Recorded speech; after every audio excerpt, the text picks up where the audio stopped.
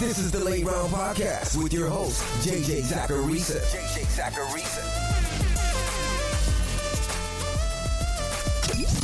What's up, everyone? It's JJ Zacharisa. In this episode 883 of the Late Round Fantasy Football Podcast, sponsored by Underdog Fantasy.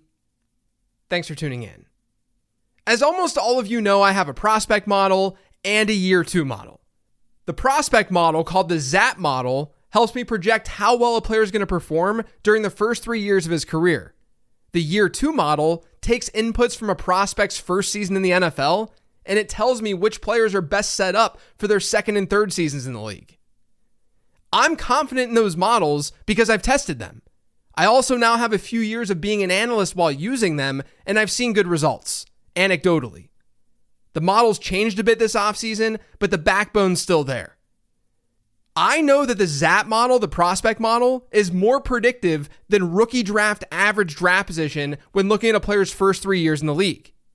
What I don't fully know is whether or not we can use these models for our season-long leagues, our redraft leagues. So of course, I did a little data analysis to find out. I looked at historical average draft position data, or ADP data, and sort of layered prospect scores and year two scores on top. And I want to share some of those results. Today, I'll be talking running back. Next week, I'll do the same thing, but at wide receiver. Now, before digging in, I want to remind you about a special Underdog Fantasy offer. If you've never played over at Underdog, you should change that immediately. They've got best ball drafts, a great pick'em game, and more for you to try out. Yours truly is going hard with best ball drafts this year in particular, and I'm creating content around that experience as well.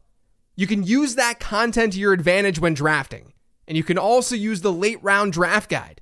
The guide is currently available for pre-order over on lateround.com. But for anyone who's not on Underdog, if you sign up today using promo code LATEROUND, you'll get two things. One, a really strong deposit offer. But two, on July 1st, when that draft guide is finished, it'll be emailed to you.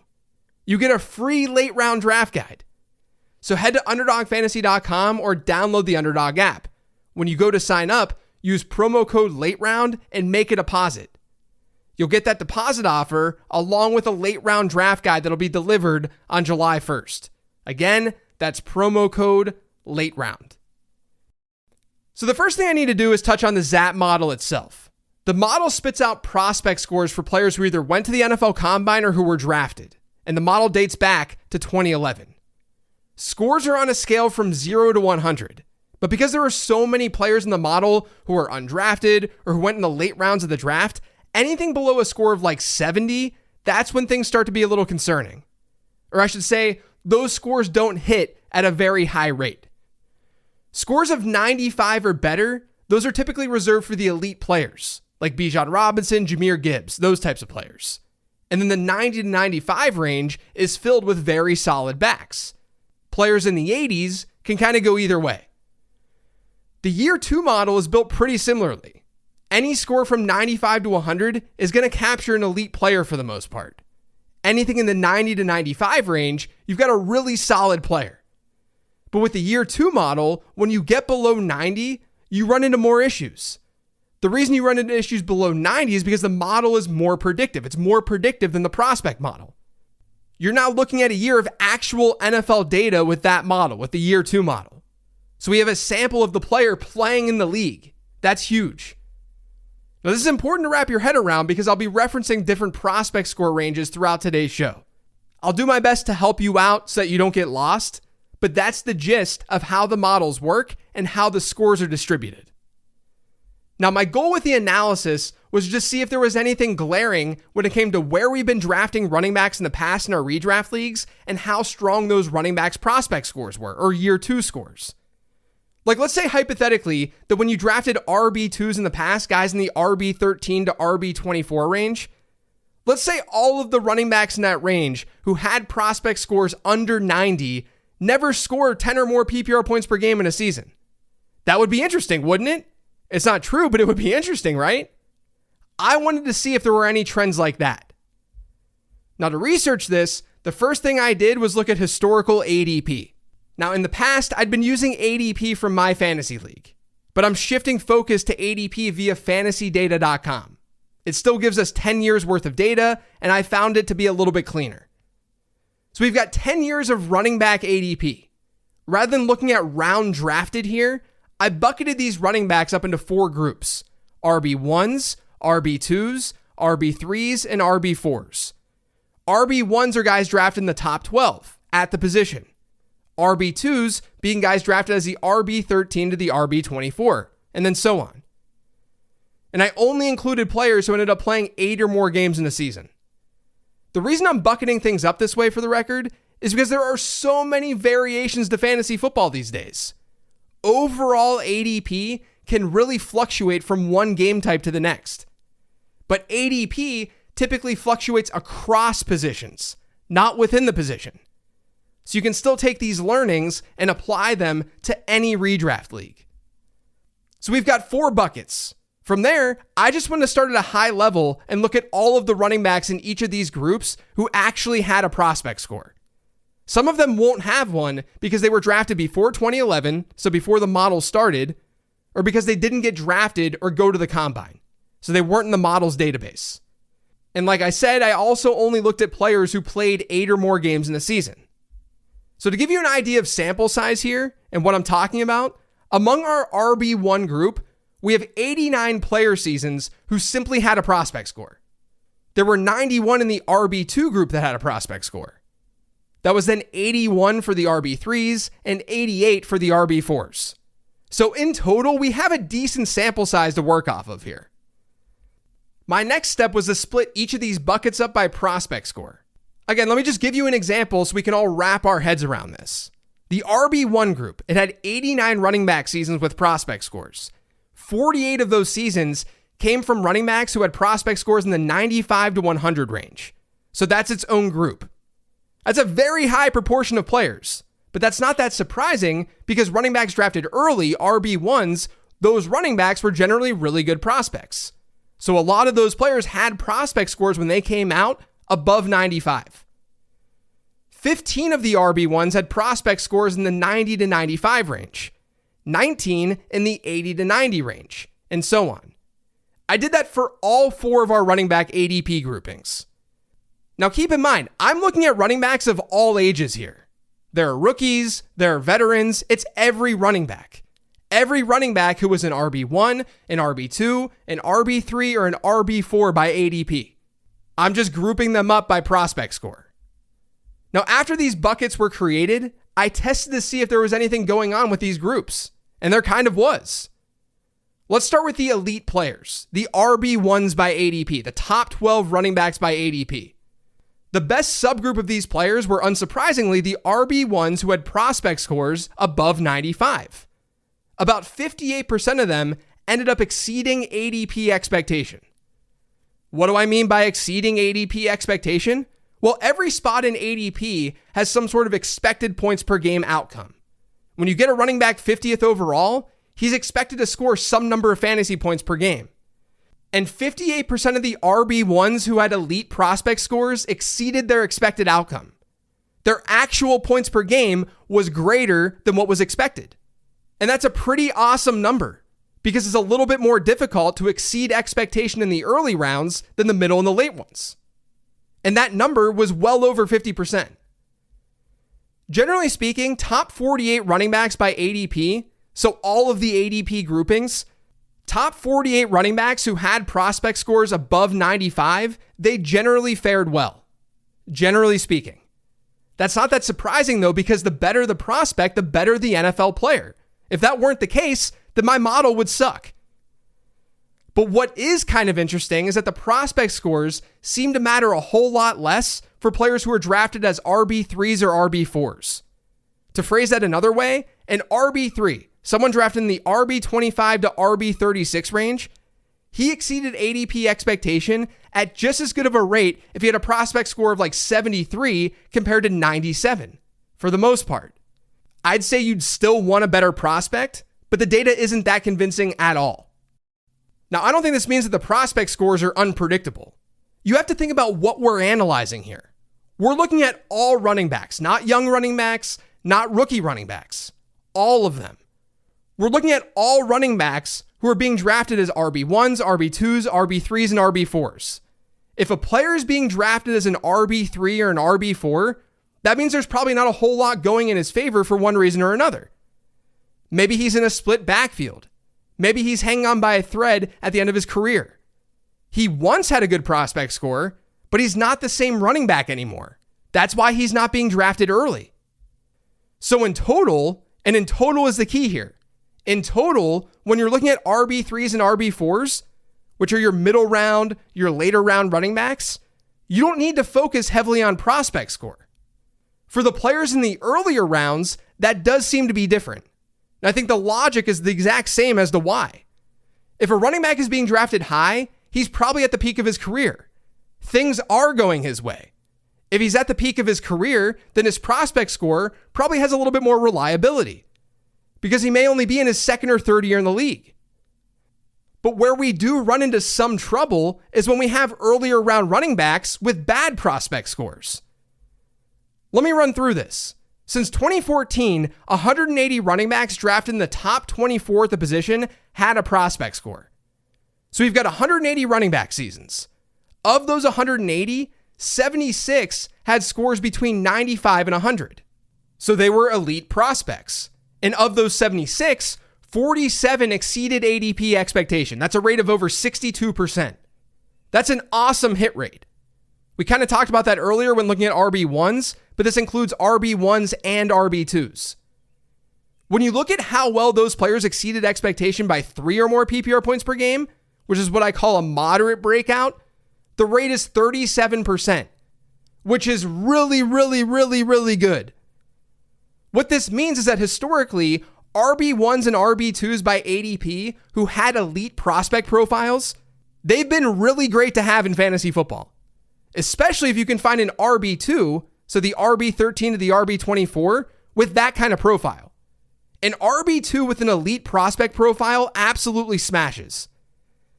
The numbers look okay enough when you're analyzing top 24 running backs who had prospect scores above 90 and above 80. They're not as good as the elite guys, but they're still good.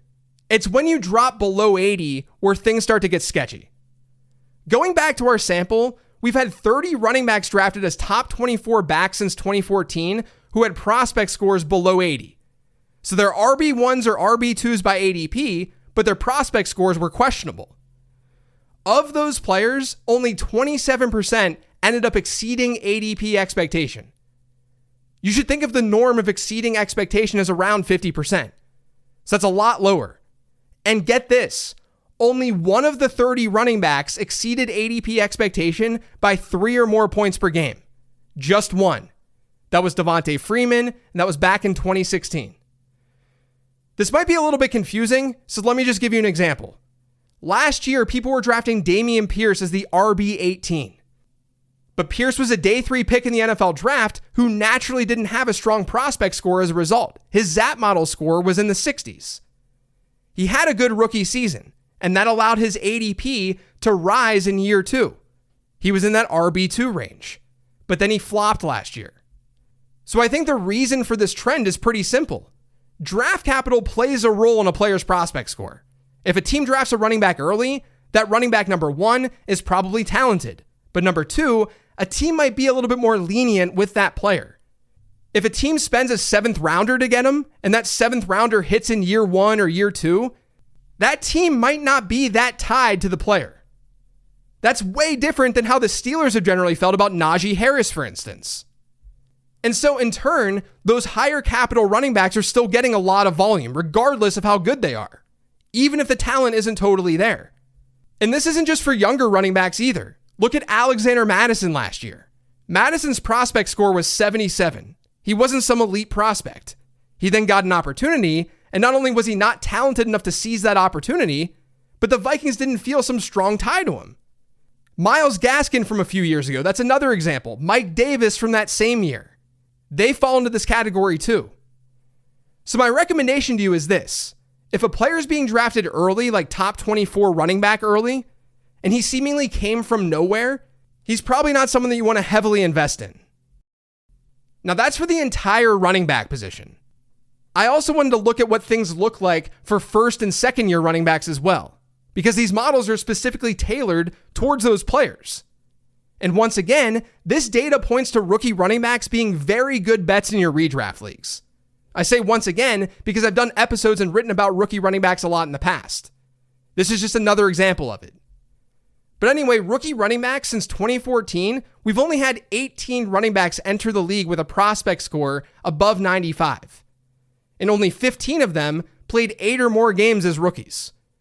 The reason the samples were much larger with the stuff that I just talked about to open up the show is because those running backs repeatedly would rank in the top 12 and the top 24 each season because they're good running backs. But yeah, among those 15, the hit rates in year one are crazy good in redraft. 10 of the 15, so 2/3 of them, were able to exceed ADP expectation. And 7 of the 15, so 47% of them, exceeded ADP expectation by 3 or more PPR points per game. That's an absurd hit rate. That is absolutely bonkers. Now, there aren't any running backs from the 2024 class with a score above 95, but at every level of your draft, you should be targeting those players. 17 more running backs had scores between 90 and 95 while playing at least 8 games during that first year. This is across all ADP groups. And of those 17, 59% exceeded ADP expectation, while 35% of them were moderate breakouts. Again, those are very, very strong numbers. And to be honest, those are the strongest takeaways that I saw with rookie running backs. We actually never saw a rookie running back with a prospect score below 80 get drafted in the top 24 at the position in redraft. So there's not a whole lot of insights from splitting up those groups. So basically, if a rookie running back is being drafted in the top 24 and that rookie running back had a prospect score above 90, he's probably a good draft selection in your season-long league. And then there's the year 2 running backs. The guys who played their rookie season and are entering the second year of their NFL career. They have a year 2 model score. 17 second-year players since 2014 played 8 games in the season with a year 2 model score above 95. Of those 17, 8 were moderate breakouts, which again, crazy good hit rate. Now to be clear, this group is basically the pretty good to elite prospects who then had really good rookie seasons. Guys we're expecting big things from in year 2. They tend to do very, very well against ADP. Meanwhile, we've only had 8 running backs in total since 2014 with top 24 running back positional ADP and a year 2 score below 90. Just 2 of those 8 exceeded expectation. So they were top 24 running backs and they had a bad year 2 score. They didn't exceed expectation at a very strong rate. Only one of them was a moderate breakout. Now those are both well below average rates, though our sample size isn't huge. But once again, we're looking at a situation where if a player is being drafted relatively early after failing to reach a year 2 score of 90, that player might be in trouble. And you may be wondering, JJ, which year 2 players fit that criteria this year? And I can tell you that my prospect guide is available over on lateround.com and includes all that information. But I won't do myself any favors here from a sales perspective. I'm just going to let you know that none of the players in last year's class really fit this criteria in 2024, thankfully. There are players who are being drafted in that RB3, RB4 range, though, who have scores below 90. One of them is Chase Brown, who I've been back and forth on basically all offseason. And I'll admit, after doing this research, I do like Chase Brown more. I think there's a good chance that he meets expectation, maybe even exceeds it by a couple of points per game. But I'll leave you with this. The year 2 model is obviously predictive, or else I wouldn't be using it. That means low scores just generally don't yield great results. It's very rare for a score below 90 in general to eventually give us like amazing output. And that's what this data does show. And it is the unfortunate side for someone like Chase Brown. We've seen 38 second-year running backs get drafted as top 48 backs since 2014 while playing 8 or more games and having a year 2 model score below 90. Let me rephrase that. Second-year player, top 48 running back by ADP, 8 or more games played in that second season, year 2 model score below 90. Of those 38, half of them exceeded expectation, which is the norm. But it also tells us that year 2 players in general are good bets in redraft, which is something I've talked about for years. because these players weren't incredible prospects. They're not amazing players. But 13 of them were moderate breakouts, which is a really strong number. Remember, though, this is all versus ADP. Players with low year 2 scores are generally not early round picks, so it's easier for them to beat their ADP. In the end, among those 38 running backs, just 2 of them were able to score 16 or more PPR points per game. That's an RB1 season. So I think with someone like Brown or even someone like Tajay Spears, who's like right on the fringe in the model between being above and below 90, I think they're good bets in redraft this year to be solid. They're good 0 RB type backs in my eyes. I just don't know if we're going to end up seeing them hit a really high ceiling. That's just based on history. Now, before I let you go, I want to sum this whole thing up because I know I threw a lot of numbers at you. I haven't done one of these episodes in a while. It felt great to do one, but I know they're not always so easy to digest. Here are the 3 big takeaways from all the stuff I just talked about. Number 1, when it comes to early round running backs in your fantasy draft, if they weren't strong prospects but are being lifted in ADP because of a great previous season, you want to be cautious. Number 2, rookie running backs are good bets in fantasy, period. If you can find a great prospect as an RB2 or an RB3 by ADP, you should snatch him up. And then number 3, year 2 running backs are also great bets in fantasy. Not just rookies, but second year guys too. Players with year 2 scores above 95, they're excellent targets in your draft, no matter where they're being drafted. And while poor year 2 scores are bad for a player's ceiling, if a year 2 running back is being drafted in the top 48, regardless of his score, he's still a pretty good bet to beat his ADP. Got it? Cool. Next week, we'll do wide receivers. That's it for today's show, though. Thanks to all of you for listening. If you yet subscribed to the Late Round Fantasy Football Podcast, make sure you are by searching for it pretty much anywhere podcasts can be found. And don't forget to follow me on Twitter @LateRoundQB. I got a Becoming a Best Ball Bro episode coming out tomorrow and then a Perspectives episode later this week. I'll talk to you then.